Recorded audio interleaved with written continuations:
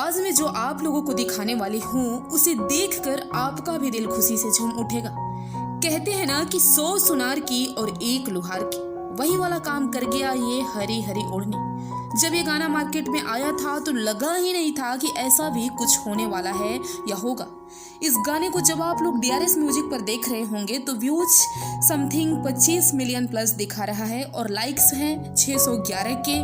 लेकिन हकीकत में माजरा कुछ और ही हैरान कर देने वाला है। इस गाने का जब आप YouTube के म्यूजिक चार्ट में देखेंगे तो टोटल व्यूज 50 मिलियन के आसपास है। दिखा रहा है 45 मिलियन, लेकिन एक दिन लेट से अपडेट होता है, इसलिए ये व्यूज अभी 45 ही दिखा रहा है। ये गाना कई सारे दूसरे चैनल्स पर 4 मिलियन 5 मिलियन व्यूज प्राप्त कर चुका है। सोचिए अगर ये व्यूज केवल DRS म्यूजिक पर ही होता तो अब तक बवाल मच गया होता।